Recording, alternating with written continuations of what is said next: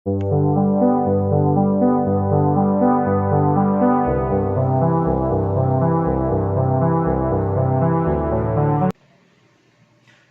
Morning to all. ഞാൻ രാവിലെ എണീറ്റപ്പോൾ എനിക്കൊരു തോന്നൽ, നമ്മളുടെ +1 മക്കൾ പബ്ലിക് എക്സാമിന് പോവാണല്ലോ, അപ്പൊ അവർക്ക് വേണ്ടി എന്തെങ്കിലുമൊക്കെ ചെയ്യണ്ടേ. സംഭവം മക്കൾ പഠിച്ചിട്ടൊക്കെ ഉണ്ടാവും എന്ന് പറഞ്ഞാൽ നമ്മളെ ടോപ്പിക് ഒക്കെ പഠിച്ച് മാർച്ചിൽ പബ്ലിക് എക്സാം എഴുതാൻ നമ്മൾ റെഡി ആയിരുന്നു.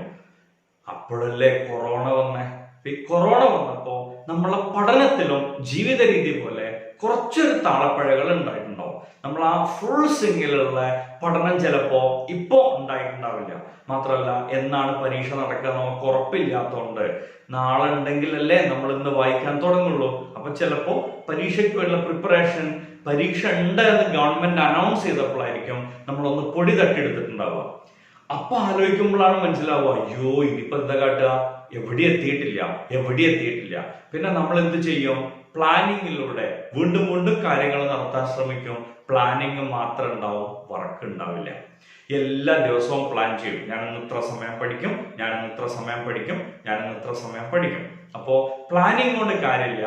എന്തായാലും എക്സാം നടക്കും. അതിനു വേണ്ടിയിട്ട് എന്റെ ഒരു ചെറിയ ഹെൽപ്പ് മാത്രം ഞാൻ തരാണ്.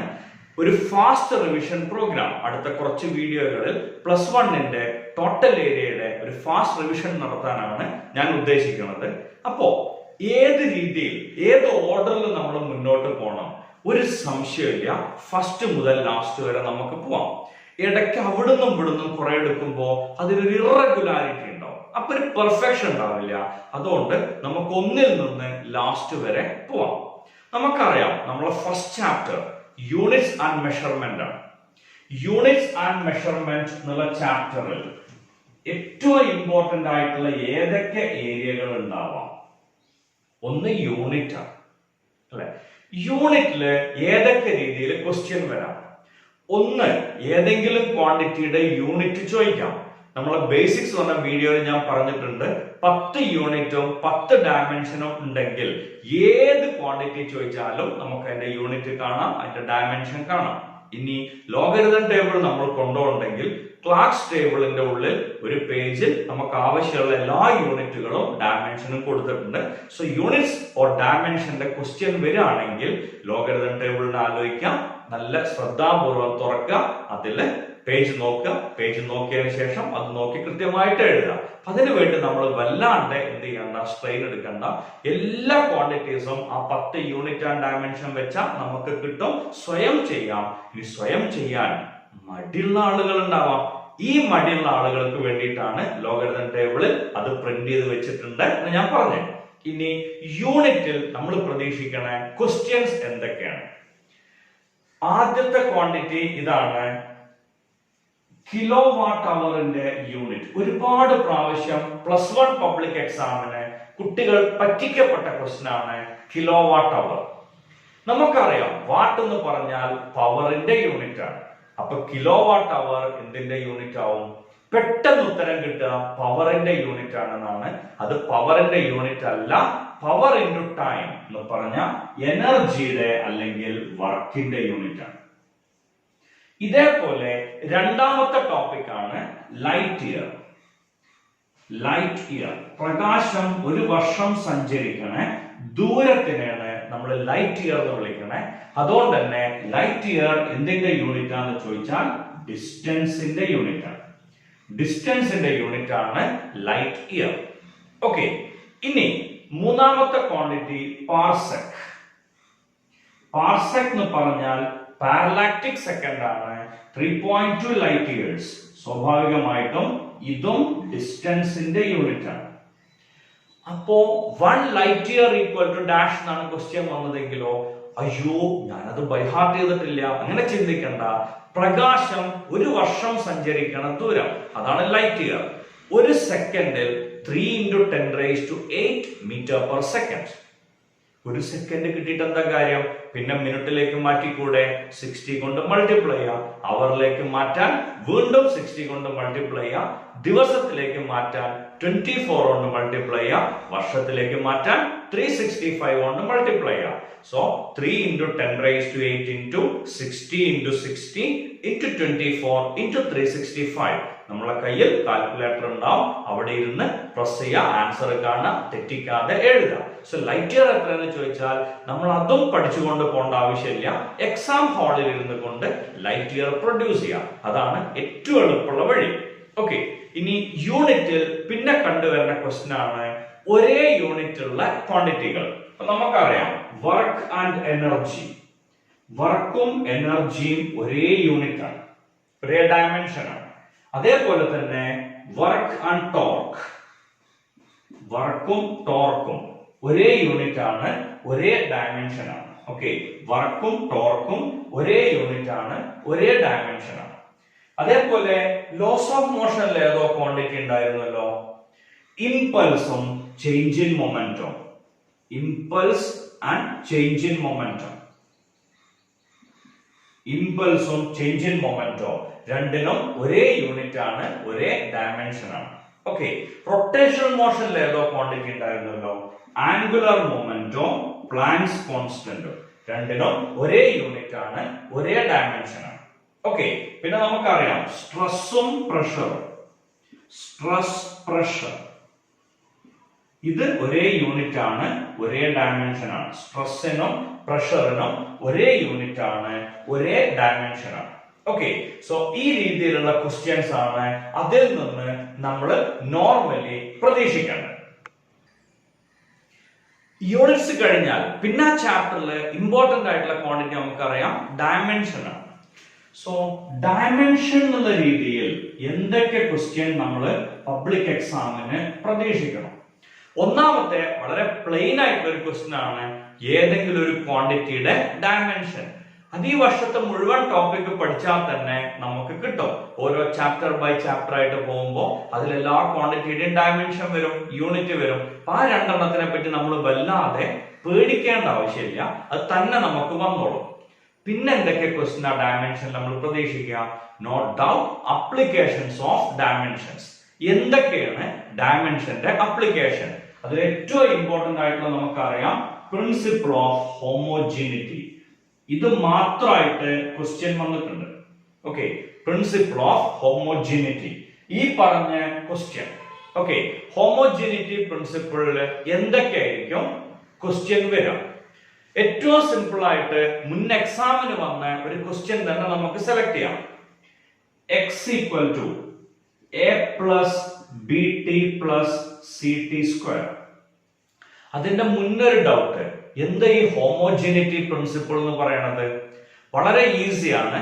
ഒരു ഇക്വേഷൻ എക്സിസ്റ്റ് ചെയ്യുന്നുണ്ടെങ്കിൽ അതില് each quantity will have same dimension. Left side ആണെങ്കിലും റൈറ്റ് സൈഡ് ആണെങ്കിലും ഇങ്ങനെ ഒരു ഇക്വേഷനിൽ ഓരോ ക്വാണ്ടിറ്റിയും സെയിം ഡയമെൻഷൻ ആണ് ഉണ്ടാവുക.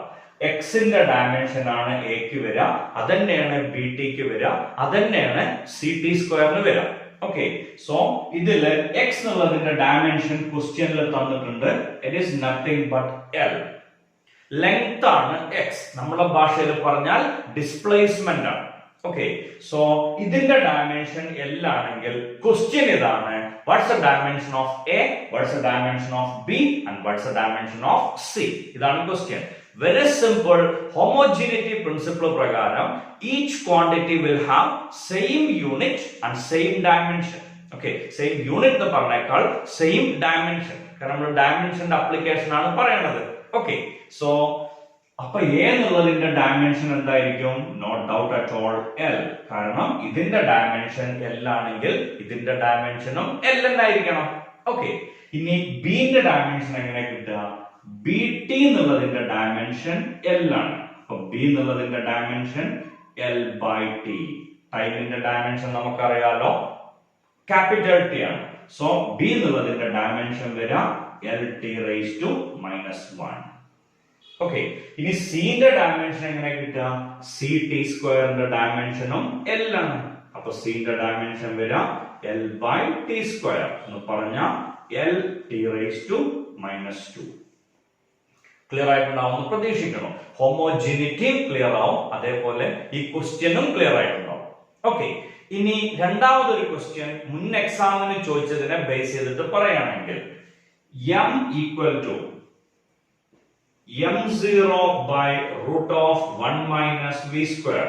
ഒരു സ്റ്റുഡന്റ് സി എന്നുള്ളതിന്റെ പൊസിഷൻ എഴുതാൻ മറന്നുപോയി, അല്ലെങ്കിൽ സി എന്നുള്ള ഒരു ക്വാണ്ടിറ്റി അവിടെ ഇൻട്രൊഡ്യൂസ് ചെയ്യാൻ മറന്നുപോയി. എന്തായിരിക്കും അതിന്റെ refined equation? Not doubt at all, LHS and RHS should have or must have same dimension. LHS ഉം RHS ഉം ഒരേ ഡയമെൻഷൻ ആണ് കിട്ടുന്നത്. സോ ഇത് m ആണ്, ഇതും m ആണ്, രണ്ടിനും ഒരേ ഡയമെൻഷൻ. ഡയമെൻഷന്റെ പരിപാടി തീർന്നു. ഓക്കെ, ഇനി അപ്പൊ ഈ ക്വാണ്ടിറ്റിക്ക് ഡയമെൻഷൻ ഉണ്ടാവാൻ പാടില്ല. അങ്ങനെ ഡയമെൻഷൻ ഉണ്ടാവാൻ പാടില്ലെങ്കിൽ ഈ വി സ്ക്വയറിന്റെ ന്യൂമറേറ്ററിലാണോ ഡിനോമിനേറ്ററിലാണോ സി സ്ക്വയർ വരിക അല്ലെങ്കിൽ സി വരിക? ന്യൂമറേറ്ററിൽ വന്നാൽ ക്യാൻസൽ ആവില്ല. അപ്പൊ സ്വാഭാവികമായിട്ട് എന്തുണ്ടാവില്ല? അതിന്റെ യൂണിറ്റ് ഒരു ഡയമെൻഷൻ ഉണ്ടാവും. അപ്പൊ ഹോമോജീനിറ്റി തെറ്റും. അപ്പോ സി എന്നുള്ളത് ഇതിന്റെ ഡിനോമിനേറ്ററിൽ മാത്രമേ വരാവൂ. ഇനി സി മാത്രം വന്നു കഴിഞ്ഞാൽ ആൻസർ ശരിയാവുമോ? ഇല്ല, കാരണം ഇവിടെ വി സ്ക്വയർ ആണ്. ഇത് സി വന്നാൽ അതിന്റെ ഡയമെൻഷൻ ഉണ്ടാവില്ല. അപ്പൊ ഇവിടെ വി സ്ക്വയർ ആണെങ്കിൽ ഇവിടെ എന്ത് വരണം? സി സ്ക്വയർ വരണം. Okay, so homogeneity principle clear ആയിട്ടുണ്ടാവും എന്ന് പ്രതീക്ഷിക്കണം. ഡയമെൻഷന്റെ രണ്ടാമത്തെ application to check the correctness of an equation. ഒന്നാമത്തെ ആപ്ലിക്കേഷൻ പറഞ്ഞു പ്രിൻസിപ്പിൾ ഓഫ് ഹോമോജീനിറ്റി. രണ്ടാമത്തെ to check the correctness of an equation. ഒരു ഇക്വേഷൻ കറക്റ്റ് ആണോ അല്ലേ എന്ന് ചെക്ക് ചെയ്യാൻ ഡയമെൻഷൻ യൂസ് ചെയ്യാം. വളരെ ഈസിയാണ് അത് പറയാൻ. നമുക്കറിയാം force mv square by r. ഇങ്ങനെ ഒരു ഫോഴ്സ് ഉണ്ട് എന്ന് കേട്ട കുട്ടിക്കും കേൾക്കാത്ത കുട്ടിക്കും അത് ശരിയാണോ തെറ്റാണോ എന്ന് ചെക്ക് ചെയ്യാം. ഒരു ബുദ്ധിമുട്ടും ഇല്ല. എങ്ങനെയാണ് ചെക്ക് ചെയ്യാം? F equal to mv square by r. Okay, so F ന്റെ ഡയമെൻഷൻ നമുക്കറിയാം, mlt റേസ് ടു മൈനസ് 2. മാസിന്റെ dimension m, velocity square lt raised to minus 1 square divided by L. അപ്പൊ നമുക്ക് ഉത്തരം കിട്ടുക ml square t raised to minus 2 divided by L. ഒരു L cut ചെയ്ത് പോവും, നമുക്ക് ആൻസർ കിട്ടും ml t raised to minus 2. So left സൈഡിന്റെ ഡയമെൻഷനും റൈറ്റ് സൈഡിന്റെ ഡയമെൻഷനും ഈക്വൽ. അങ്ങനെ വന്നാൽ നമുക്ക് പറയാം ഈ ഇക്വേഷൻ എക്സിസ്റ്റ് ചെയ്യും, അല്ലെങ്കിൽ ഇറ്റ്സ് ഡയമെൻഷനലി കറക്റ്റ് പറയാലോ. കാരണം ഈക്വൽ സൈൻ ആവുമ്പോൾ ഓട്ടോമാറ്റിക്കലി ഇത് ശരിയാണെങ്കിൽ ലെഫ്റ്റ് റൈറ്റ് സെയിം ആണ്, ആർക്കും അറിയണ കാര്യം. ഇനി മറ്റൊരു എക്സാമ്പിൾ എടുക്കാം. ഇപ്പൊ ടൈം പീരീഡിന്റെ equation 2π into root g by L. Okay, t time period dimension t ആണ്. 2π നെ മൈൻഡ് ചെയ്യേണ്ട, അതിന് യൂണിറ്റ് ഇല്ല, ഡയമെൻഷനും ഇല്ല. ഓക്കെ, ഇനി root of g acceleration due to gravity lt raised to minus 2 by L. L cut ചെയ്ത് പോ. t raised to minus 2 ന്റെ റൂട്ട് എത്ര വരിക? t raised to minus 1. ഇതാണോ ലെഫ്റ്റ് സൈഡിലെ? ലെഫ്റ്റ് സൈഡിലെ t, റൈറ്റ് സൈഡിലെ t raised to minus 1. സ്വാഭാവികമായിട്ടും ഇത് ഈക്വൽ അല്ല. This equation is dimensionally not correct. ഇനി ഞാൻ വെറുതെ ഒരു എക്സാമ്പിൾ തന്നതാണ്. ഓസിലേഷൻ എന്ന് പറഞ്ഞ ചാപ്റ്ററിൽ നമ്മൾ ഇതിന്റെ ഒറിജിനൽ ഇക്വേഷൻ പഠിച്ചതാണ്. t equal to 2π into root of L by g. ഡയമെൻഷന്റെ മൂന്നാമത്തെ application, okay, to derive a particular relation. ഒരു റിലേഷൻ ഡിറൈവ് ചെയ്യാൻ നമുക്ക് ഡയമെൻഷൻ യൂസ് ചെയ്യാം. അതിന്റെ ഏറ്റവും സിംപ്ലസ്റ്റ് എക്സാമ്പിൾ ആണ് ഇപ്പൊ നമ്മൾ പറഞ്ഞതിനെ എടുക്കുക. Force is proportional to mass, velocity and radius. അത് ചെയ്യാൻ എളുപ്പമാണ്. Force is equal to m raised to a, v raised to b and r raised to c. Okay, ഇനി ഫോഴ്സിന്റെ ഡയമെൻഷൻ നമുക്കറിയാം, mlt raised to minus 2 equal to m raised to a. Velocity നമുക്കറിയാം, lt raised to minus 1 raised to b. r എന്ന് പറഞ്ഞ length raised to c.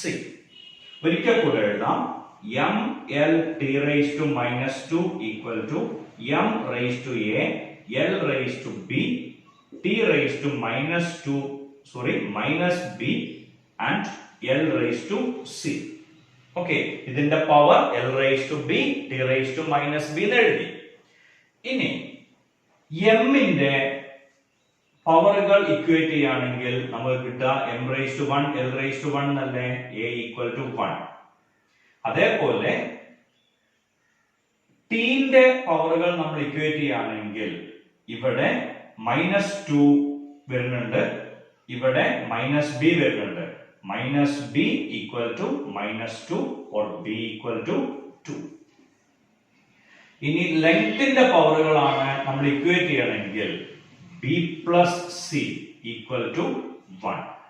b plus c, ഇവിടെ b യും ഇവിടെ c യും, b plus c എന്ന് പറഞ്ഞ 1 ആണ്. then b 2 ആണ്, b plus c 1 ആണ്. അപ്പൊ c നമുക്ക് ഈസി ആയിട്ട് ഊഹിക്കാലോ, -1.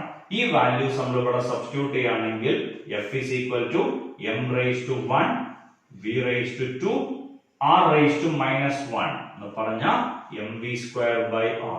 തൊട്ട് മുന്നത്തെ ടോപ്പിക്കിൽ നമ്മൾ ഇതായിരുന്നു ചെക്ക് ചെയ്യാൻ വേണ്ടി യൂസ് ചെയ്തത്. അതേ ഇക്വേഷൻ നമ്മൾ ഡിറൈവ് ചെയ്തു. സോ 3 ആപ്ലിക്കേഷൻ നമുക്കറിയാം.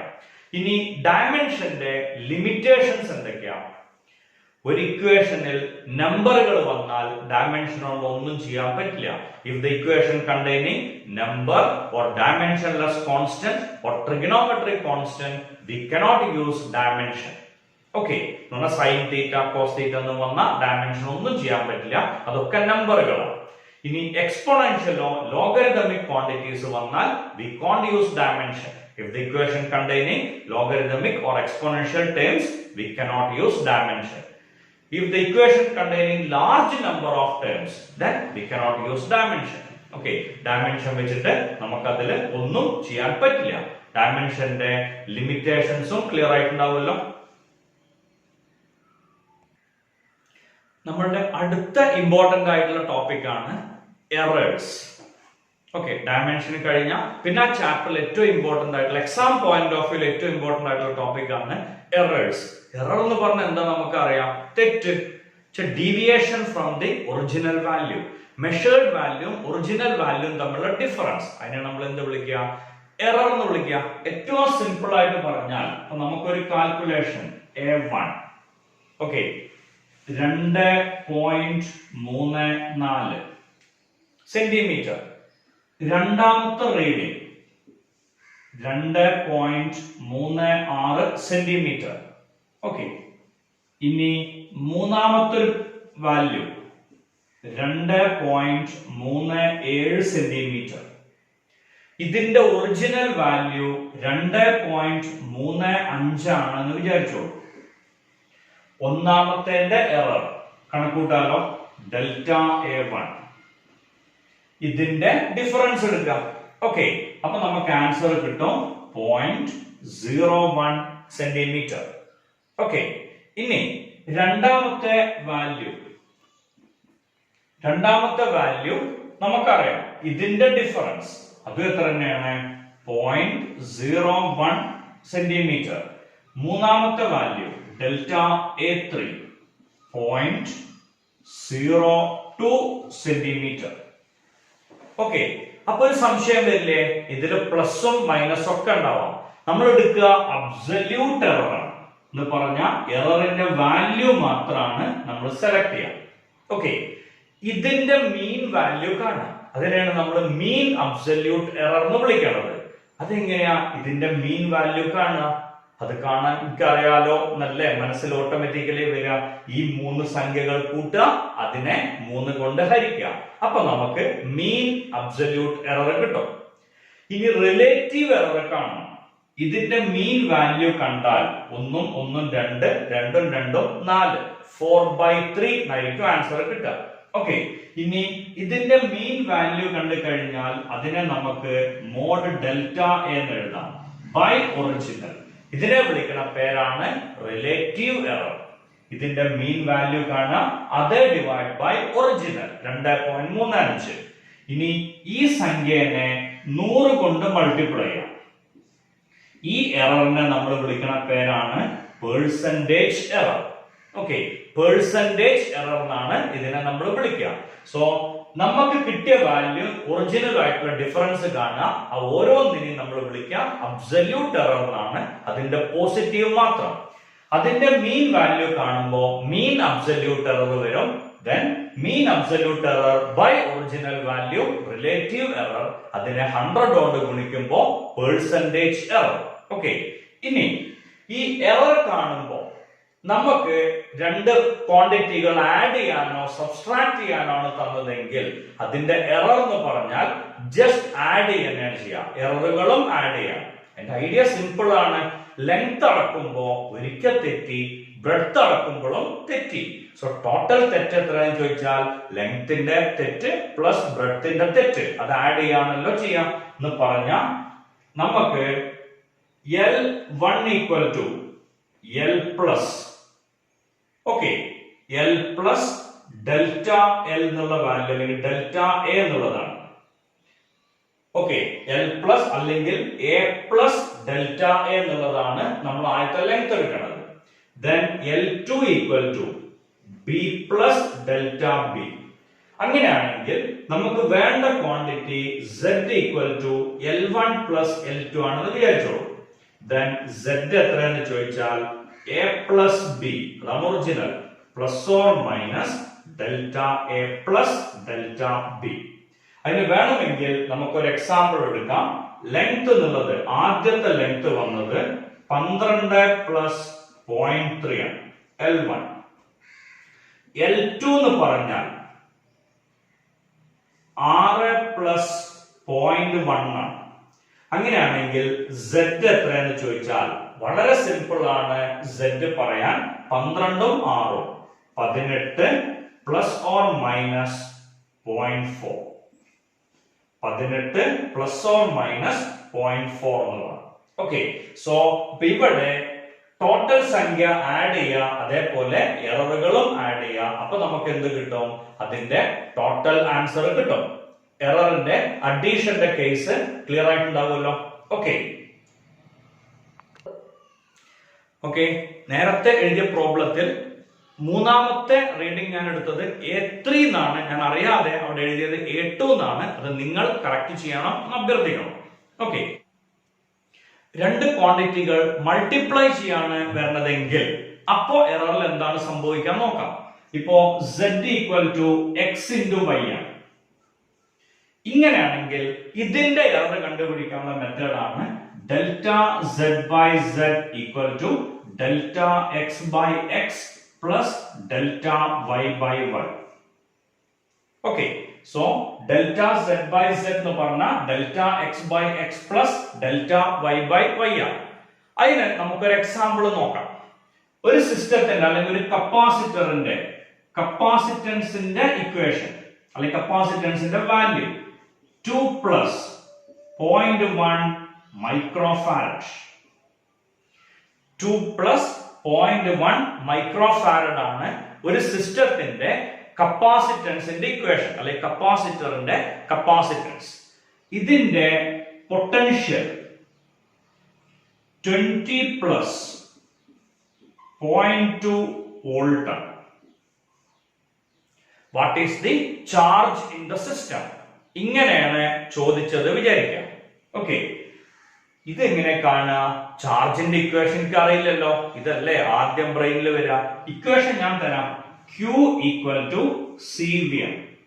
ഇങ്ങനെ ഒരു ക്വസ്റ്റ്യൻ വന്നാൽ നമ്മൾ ചെയ്യേണ്ടത് ആദ്യം C നെ V കൊണ്ട് മൾട്ടിപ്ലൈ ചെയ്യാം. അപ്പൊ Q എന്നുള്ളതിന്റെ ആൻസർ കിട്ടും 40. 40 പോരാ, 40 മൈക്രോകൂളം. ഓക്കെ, 40 മൈക്രോകൂളാണ് ചാർജിന്റെ ഇക്വേഷൻ, സോറി ചാർജിന്റെ വാല്യൂ. ഓക്കെ, ഇനി ഇതല്ലോ ആൻസർ. ആൻസർ വരുന്നത് ഇതിന്റെ എറർ കൂടെ കണക്കൂട്ടണം. കപ്പാസിറ്റൻസിന്റെ പെർസെന്റേജ് എറർ എങ്ങനെയാ വരിക? 0.1 by 2 into 100. അയ്യോ, ഇത് എവിടുന്നാ കിട്ടിയേ? ഇതാണ് ചേഞ്ച്, ഇത് original. Change by original into 100, അതാണ് പെർസെന്റേജ് എറർ. ഇനി പൊട്ടൻഷ്യലിന്റെ പെർസെന്റേജ് എറർ വരിക 0.2 by 20 into 100 പെർസെന്റേജ്. ഇത് എത്രയാ വരിക? സിന്റെ പെർസെന്റേജ് എറർ 0.1 into 100 എന്ന് പറഞ്ഞു കഴിഞ്ഞാൽ 10/2. Answer is 5%. ഓക്കെ, അതേപോലെ പൊട്ടൻഷ്യലിന്റെ പെർസെന്റേജ് എറർ എത്ര വരാൻ ചോദിച്ചാൽ 0.2 into 100, 20/20. Answer is 1%. So total error should be 6%. അപ്പൊ സിസ്റ്റത്തിന്റെ അല്ലെ കപ്പാസിറ്ററിന്റെ ചാർജ് എത്രയെന്ന് ചോദിച്ചു കഴിഞ്ഞാൽ charge equal to 40 micro coulomb plus or minus 6%. Okay, ഇനി അതിലെ ഏറ്റവും ഇമ്പോർട്ടന്റ് ആയിട്ടുള്ള ഒരു ഇക്വേഷൻ കൂടി പറയാണ്ട് ഒരുപാട് പ്രാവശ്യം ചോദിച്ചു. നമുക്കൊരു ഇക്വേഷൻ കൺസിഡർ ചെയ്യാം. Z equal to a square b cube divided by c raised to 4 d raised to 5. Okay, ഇതില് a എന്നുള്ളതിന്റെ പെർസെന്റേജ് എറർ 1%, b എന്നുള്ളതിന്റെ പെർസെന്റേജ് എറർ 2%, c എന്നുള്ളതിന്റെ പെർസെന്റേജ് എറർ 4%, d എന്നുള്ളതിന്റെ പെർസെന്റേജ് എറർ ഒരു 3%. അങ്ങനെയാണെങ്കിൽ z ന്റെ percentage error എത്രയാണ് വരിക? ഈ ക്വസ്റ്റ്യൻ കിട്ടിയാൽ വളരെ സിമ്പിൾ ആയിട്ട് ഈ ക്വസ്റ്റ്യൻ ചെയ്യാം. ആകെ നോക്കേണ്ടത് ഈ ക്വാണ്ടിറ്റികളുടെ പവർ എത്രയാണ്. ഇപ്പൊ a എന്നുള്ളതിന്റെ പവർ 2, b എന്നുള്ളതിന്റെ പവർ 3, c എന്നുള്ളതിന്റെ പവർ 4, d എന്നുള്ളതിന്റെ പവർ 5. ഓക്കെ, ഈ പവർ മാത്രമേ നമുക്ക് അറിയാവുള്ളൂ. z ന്റെ പെർസെന്റേജ് എത്രയെന്ന് ചോദിച്ചാൽ a എന്നുള്ളതിന്റെ പവർ 2. സോ 2 into a ന്റെ പെർസെന്റേജ് എറർ 1% പ്ലസ് b എന്നുള്ളതിന്റെ പവർ 3. അപ്പൊ എന്തായിരിക്കും ഇക്വേഷൻ വരിക? 3 into b ന്റെ പെർസെന്റേജ് എറർ പ്ലസ് c ന്റെ പവർ 4 ആണ്, അതിന്റെ പെർസെന്റേജ് എററും 4 ആണ്. 4 into 4% പ്ലസ് d ന്റെ പവർ 5 ആണ്, d ന്റെ percentage error 3%. So 5 into 3%. Okay, ഇനി ഇത് കൂട്ടാം 2%. അപ്പൊ ഇത് തമ്മിൽ ആഡ് ചെയ്യുമ്പോൾ നമുക്ക് കിട്ടാം percentage error will be 2% plus 3 into 2 6% plus 4 into 4 16% plus 15%. ഇതൊക്കെ കൂടി കൂട്ടിയാൽ 15 plus 16 31, 31 plus 6 37, 37 plus 2 39%. അതായിരിക്കും അവിടുത്തെ പെർസെന്റേജ് എറർ. ഇനി ഇതിനെ നിങ്ങൾക്ക് ഏത് ചാപ്റ്ററിലേക്കും കൊണ്ടുപോകാം. ഒരു സ്ഫിയറിന്റെ വോള്യത്തിന്റെ ഇക്വേഷൻ നമുക്കറിയാം 4/3 pi r cube. റേഡിയസിന് 2% എറർ ഉണ്ടെങ്കിൽ വോള്യത്തിന് എത്ര ശതമാനം എറർ വരാം? r ക്യൂബ് അല്ലേ? സോ ഇവിടുത്തെ പവർ 3 ആണ്. 3 into 2%. Answer is 6%. നമുക്ക് വേറെ എക്സാമ്പിൾ നോക്കാം. ഗ്രാവിറ്റേഷനിലെ g എന്ന് പറഞ്ഞാൽ gme/r². ഭൂമിയുടെ റേഡിയസ് 4% ചേഞ്ച് ചെയ്താൽ ആക്സിലറേഷൻ ഡ്യൂ ടു ഗ്രാവിറ്റി എത്ര ശതമാനം ചേഞ്ച് വരാം? ഭൂമിയുടെ റേഡിയസ് 4% ചേഞ്ച് വരാം വിതൗട്ട് ചേഞ്ച് ഇൻ മാസ്. അപ്പോ റേഡിയസിൽ വരുന്ന change 2 into 4. Answer is 8%. 2 into 4 എന്ന് പറഞ്ഞ ക്വാണ്ടിറ്റി 8% ആണ് അവിടുത്തെ പെർസെന്റേജ് ചേഞ്ച് ഇൻ g വരാം. അതേപോലെ നമുക്കറിയാം t എന്ന് പറഞ്ഞ 2 pi into root of L/g. Simple പെൻഡുലത്തിന്റെ ടൈം പീരീഡിന്റെ ഇക്വേഷൻ. സിമ്പിൾ പെൻഡുലത്തിന്റെ ലെങ്ത് 6% ചേഞ്ച് വരാം ലെങ്തില്. ടൈം പീരീഡിൽ എത്ര പെർസെന്റേജ് വരും? റൂട്ട് ഓഫ് എന്ന് പറഞ്ഞ raise to half. So half into 6%. Answer വരും 3%. ഓക്കെ, ഐഡിയ കിട്ടിയിട്ടുണ്ടാവുന്ന പ്രതീക്ഷിക്കണം. അടുത്ത ടോപ്പിക് ആണ് സിഗ്നിഫിക്കന്റ് ഫിഗേഴ്സ്. സിഗ്നിഫിക്കന്റ് ഫിഗറിന് ഞാൻ ബോർഡിൽ കുറച്ച് എക്സാമ്പിളുകൾ എഴുതിയിട്ടുണ്ട്. എന്റെ ലാംഗ്വേജിൽ പറയുകയാണെങ്കിൽ ഫുൾ നമ്പറിന് ശേഷം വരണ സീറോസും, ഓക്കെ, ഫുൾ നമ്പർ എഴുതിയിട്ട് അവസാനം വരണ സീറോസും, 0 പോയിന്റ് പറഞ്ഞ് തുടങ്ങി നമ്പറിന് മുന്നേ വരുന്ന സീറോസും മൈൻഡ് ചെയ്യണം. ബാക്കി എല്ലാ സീറോകളും എല്ലാ നമ്പറുകളും സിഗ്നിഫിക്കന്റ് ആണ്. ഒരിക്കൽ കൂടെ പറയാം. 2 3 0 0 ഈ സംഖ്യ പോയിന്റ് ഇല്ലാത്ത സംഖ്യ വരുമ്പോ സംഖ്യകൾക്ക് ശേഷം അല്ലെങ്കിൽ സീറോ അല്ലാത്ത ഡിജിറ്റിന് ശേഷം അവസാനം കുറെ സീറോകൾ വരികയാണെങ്കിൽ അതിനെ മൈൻഡ് ചെയ്യണ്ട. 0 പോയിന്റ് എന്ന് പറഞ്ഞ് തുടങ്ങി നമ്പറിന് മുന്നേ വരുന്ന സീറോകളെ മൈൻഡ് ചെയ്യണ്ട. അല്ലാത്ത സീറോകളും നമ്പറുകളും സിഗ്നിഫിക്കന്റ് ആണ്. അതിന്റെ ഏറ്റവും സിമ്പിൾ ആയിട്ടുള്ള ഐഡിയ 2300 സെക്കൻഡ് 2300 സെക്കൻഡ് ഇതില് എത്ര സിഗ്നിഫിക്കന്റ് ഫിഗർ ഉണ്ടെന്ന് ചോദിച്ചാൽ 2. അവസാനത്തെ രണ്ട് സീറോകളെ മൈൻഡ് ചെയ്യണം. 0.00041 അതില് എത്ര സിഗ്നിഫിക്കന്റ് ഫിഗർ ഉണ്ടെന്ന് ചോദിച്ചാൽ ഈ സീറോകളെ മൈൻഡ് ചെയ്യണ്ട 2. ഇനി മൂന്നാമത്തെ കേസിൽ എത്ര സിഗ്നിഫിക്കന്റ് ഫിഗർ ഉണ്ടെന്ന് ചോദിച്ചാൽ 1023030 ഇതില് അവസാനത്തെ സീറോനെ മാത്രം മൈൻഡ് ചെയ്യണ്ട. കാരണം ഡിജിറ്റുകൾക്ക് ശേഷം അവസാനം വരുന്ന സീറോ ആണ്. അല്ലാത്ത നമ്പർ മുഴുവൻ കൗണ്ട് ചെയ്യണം. 1 2 3 4 5 significant figures. Last one number ആണ്, 0 പോയിന്റ് അല്ല. സോ 3 പോയിന്റ് കഴിഞ്ഞാൽ പിന്നെ വരുന്ന എല്ലാ സീറോസും മൈൻഡ് ചെയ്യണം. സോ 1 2 3 4 5 6 ഇതില് 6 സിഗ്നിഫിക്കന്റ് ഫിഗർ ഉണ്ട്. ഓക്കെ, ഇനി സിഗ്നിഫിക്കന്റ് ഫിഗറിന്റെ ഐഡിയ സിമ്പിൾ ആണ്. രണ്ട് ക്വാണ്ടിറ്റികൾ ആഡ് ചെയ്യണ കേസാണ് വരുന്നതെങ്കിൽ we have to maintain least number of decimal points. ഇപ്പോ 99.1. okay, then 3.0256 ഇങ്ങനെയാണ് വന്നതെങ്കിൽ ഇതിന്റെ റിസൾട്ടിൽ നമുക്ക് വേണ്ടത് 102.1 മാത്രമാണ്. മീൻസ് ഇതിലെ ഡെസിമൽ പോയിന്റ് ഒരു ഡിജിറ്റ് ആണ്, ഇതിലെ ഡെസിമൽ പോയിന്റ് 4 ഡിജിറ്റ് ആണ് വരുന്നത്. സോ ഫൈനൽ ആൻസറിൽ ഒരു ഡിജിറ്റ് മാത്രം വന്നാൽ മതി. അഡീഷൻ ആണെങ്കിൽ, സബ്സ്ട്രാക്ഷൻ ആണെങ്കിലോ മൾട്ടിപ്ലിക്കേഷൻ ആണെങ്കിൽ we have to maintain least number of significant figures. രണ്ട് സംഖ്യകൾ മൾട്ടിപ്ലൈ ആണെങ്കിൽ 5.888 into 3 എന്നാണ് വരുന്നതെങ്കിൽ, ഓക്കെ, 5.888 into 3 എന്നാണ് വരുന്നതെങ്കിൽ നമുക്ക് ഇതിന്റെ ആൻസർ കിട്ടുക 17 പോയിന്റ് സംതിങ് ആണ്. Okay, 17 point something. ആ വാല്യൂ എഴുതുന്നില്ല, എത്രയോ കിട്ടും. നമ്മൾക്ക് ആകെ വേണ്ടത് ഒറ്റ സിഗ്നിഫിക്കന്റ് ഫിഗർ ആണ്. So 1.7 into 10⁻⁴. 17 എന്നുള്ളതിനെ ഇങ്ങനെ എഴുതാം. Okay, so it is 2 into 10⁻⁴. ഇതായിരിക്കും ആൻസർ. ഒറ്റ സിഗ്നിഫിക്കന്റ് ഫിഗർ ആണ് അതിൽ വരിക.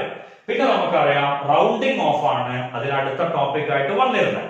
റൗണ്ടിങ് ഓഫ് എന്ന് പറഞ്ഞാൽ 5ൽ കൂടുതൽ നമ്പർ ഉണ്ടെങ്കിൽ അതിനെ തൊട്ടിപ്പുറത്തേക്ക് നമ്മൾ റൗണ്ട് ഓഫ് ചെയ്യും. ആ നിയമം നമുക്കറിയാം.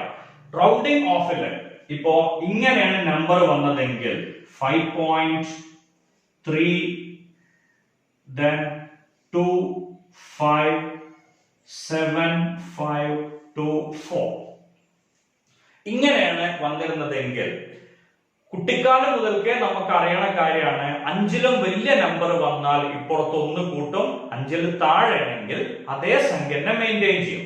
5ആണ് വരുന്നതെങ്കിൽ 5നെ ഒറ്റയ്ക്ക് നിർത്തരുത്. 5നെ ഒറ്റയ്ക്ക് നിർത്തരുത് എന്ന് പറഞ്ഞാൽ 5ന്റെ തൊട്ട് മുന്നേ വരുന്നത് ഓഡ് നമ്പർ ആണെങ്കിൽ അത് ഇവൻ നമ്പർ ആക്കി മാറ്റുക, ഇവൻ നമ്പർ ആണെങ്കിൽ അതേപോലെ നിർത്തുക.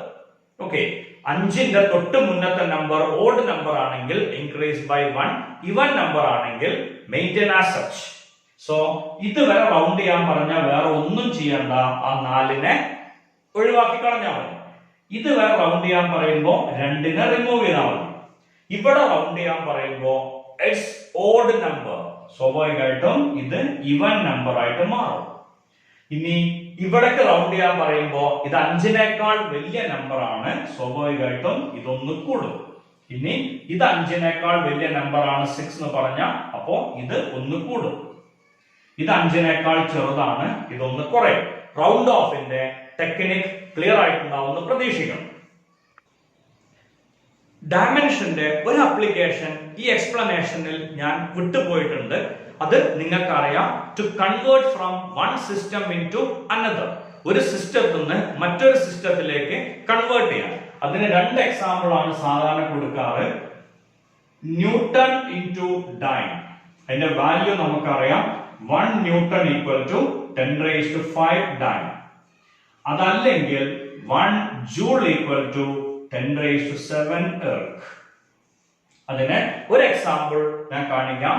Newton into dyne m1 l1 t1⁻² equal to n into m2 l2 t⁻². നോക്കുക, ഇത് ന്യൂട്ടൺ, ഇത് dyne. So 1 newton equal to എത്ര ഡൈൻ എന്നാണ് കണ്ടുപിടിക്കേണ്ടത്. അപ്പൊ n എന്താ കിട്ടുക? m1/m2 l1/l2 t1/t2 whole⁻².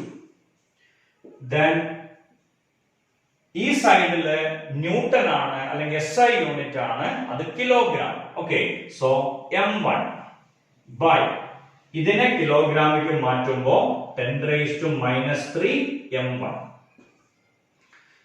l1 by 10⁻² l1. Time same ആണ് വരിക രണ്ടിലും, so no change. Okay, so m1 cut ചെയ്ത് പോവും, l1 കട്ട് ചെയ്ത് പോവും. ഇത് രണ്ടും ക്യാൻസൽ ആവും, അത് രണ്ടും ഈക്വൽ ആണ്. അപ്പൊ ബാക്കി വരിക n is equal to ഇത് മുകളിലേക്ക് പോകുമ്പോ 10⁵, ഇത് മുകളിലേക്ക് പോകുമ്പോ 10². So answer is 10⁵. ഇനി നോക്കൂ, ഇത് ന്യൂട്ടൺ ആണ്, ഇത് ഡൈൻ ആണ്. So 1 newton is equal to 10⁵ dyne. Units and measurement എന്നുള്ള ചാപ്റ്റർ അത്യാവശ്യം സ്പീഡിൽ ഒരു ഫാസ്റ്റ് റിവിഷൻ നടത്തുകയാണ് നമ്മൾ ചെയ്തത്. ഓക്കെ, ഈ ഐഡിയ അല്ലെങ്കിൽ നിങ്ങൾക്ക് ആ ചാപ്റ്ററിലൂടെ അതിവേഗം സഞ്ചരിക്കാൻ കഴിഞ്ഞിട്ടുണ്ടാവും എന്ന് പ്രതീക്ഷിക്കണം. ഓക്കെ, ഈ വീഡിയോ ഇഷ്ടമായെങ്കിൽ വീഡിയോ ലൈക്ക് ചെയ്യുക, ഷെയർ ചെയ്യുക, സബ്സ്ക്രൈബ് ചെയ്യുക, ബെൽ ബട്ടൺ അമർത്തുക. അടുത്ത വീഡിയോസിന്റെ ഡീറ്റെയിൽസ് അല്ലെങ്കിൽ ഇൻഫോർമേഷൻ നിങ്ങൾക്ക് കിട്ടുന്നതിന് വേണ്ടി please press subscribe and press bell button. Thank you.